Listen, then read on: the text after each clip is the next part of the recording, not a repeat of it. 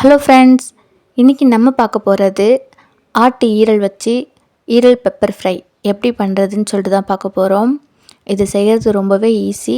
சமைக்க தெரியாதவங்க கூட கண்டிப்பாக இதை சமைச்சு கொடுத்துடலாம். அந்த அளவுக்கு ஈஸியானது. இப்போ வாங்க வீடியோக்குள்ளே போகலாம்.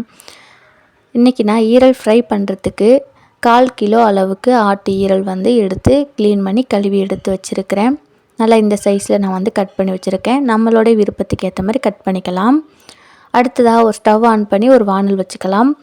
இதுக்கு நான் ஒரு 3 டேபிள் ஸ்பூன் அளவுக்கு நல்லா தாராளமாக எண்ணெய் ஊற்றிக்கிறேன்.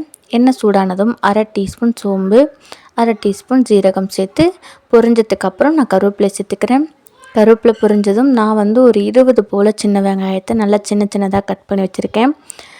இது நம்ம ஃப்ரை மாதிரி தான் பண்ண போகிறோம். அதனால் சின்ன வெங்காயம் கொஞ்சம் நிறையா சேர்த்துக்கிறேன். அப்போது நம்ம காரம் சேர்க்கும் பொழுது டேஸ்ட் நல்லாயிருக்கும். நான் மிளகாய் போட மறந்துட்டேன். அதனால் ஒரு மிளகாய் சீவி சேர்த்துருக்கிறேன். வெங்காயம் நல்லா பொன்னிறமாக வதங்கணும். அப்போ தான் இதோடைய ஃப்ரை டேஸ்ட் நல்லாயிருக்கும். இப்போ பாருங்கள், வெங்காயம் நல்லா டிரான்ஸ்பரண்ட்டாக இந்த அளவுக்கு சுருங்கி வதங்கி வந்துடுச்சு.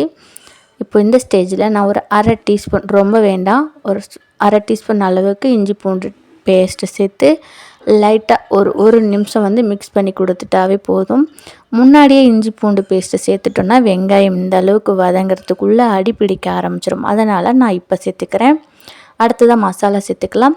நம்ம சிம்பிளாக வீட்டில் இருக்கிற மல்லித்தூள் ஒரு டேபிள் ஸ்பூன், 1/4 டீஸ்பூன் மஞ்சள் தூள், நம்மளோட ஈரலுக்கு ஏற்ற மாதிரி ஒரு 1லேருந்து 1.5 டீஸ்பூன் அளவுக்கு உப்பு, எடுத்து வச்சுருக்கிற ஈரல் எல்லாத்தையும் ஒன்றா உள்ளே தூக்கி போட்டுடலாம்.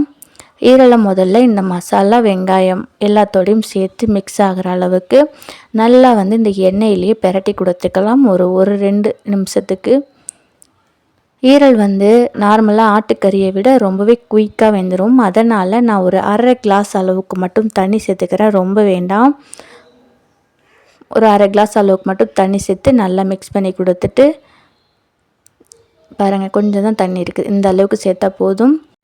இந்த தண்ணியெல்லாம் சுண்டுற வரைக்கும் நம்ம இப்போ வேக வைக்க போகிறோம். இந்த தண்ணி சுண்டி வர்றதுக்கு ஒரு 5 நிமிஷம் அந்த மாதிரி தான் ஆகும். ஓரளவுக்கு இப்போ எடுத்து பார்த்தா ஓரளவுக்கு தண்ணி சுண்டிடுச்சு.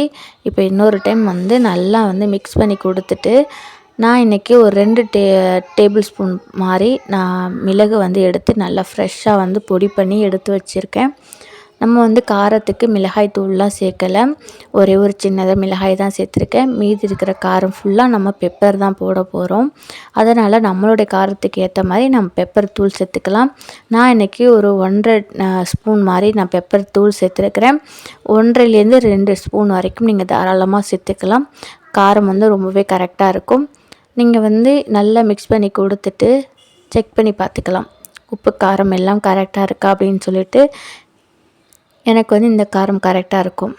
இப்போ மிக்ஸ் பண்ணி கொடுத்துட்டு இருக்கிற எண்ணெய் கொஞ்சம் தண்ணி நல்லா சுண்டிட்டு எண்ணெய் நல்லா பிரிஞ்சு மேலே வர வரைக்கும் நம்ம இதை வேக வச்சுக்கலாம். ஈரலில் நம்ம நார்மலாக ஆட்டுக்கறியை விட ஸ்ட்ரென்த் நிறைய இருக்குது, நிறைய விட்டமின்ஸ் இருக்குது. நம்ம ரத்தம் கம்மியாக இருக்கிறவங்களாம் எடுத்துக்க சொல்லுவாங்க. B12 இருக்குது. கர்ப்பிணி பெண்ணுங்கள்லாம் நிறைய சாப்பிட்டா நம்ம அந்த கன்சீவாக இருக்கிற டைமில் ரத்தம் அடிக்கடி கம்மியாகிடும் இல்லையா, அதெல்லாம் கரெக்டாகிடும். கண்டிப்பாக இந்த மெத்தடில் நீங்கள் ட்ரை பண்ணி பாருங்கள். எண்ணெய்லாம் சுண்டிட்டதுனால நான் ஸ்டவ் ஆஃப் பண்ணிட்டேன். அவ்வளோதான் ஃப்ரெண்ட்ஸ், ரொம்பவே சிம்பிளாக நம்ம வீட்டில் இருக்கிற பொருளை வச்சு சூப்பராக ரெடி பண்ணியாச்சு. தேங்க்யூ ஃபார் வாட்சிங்.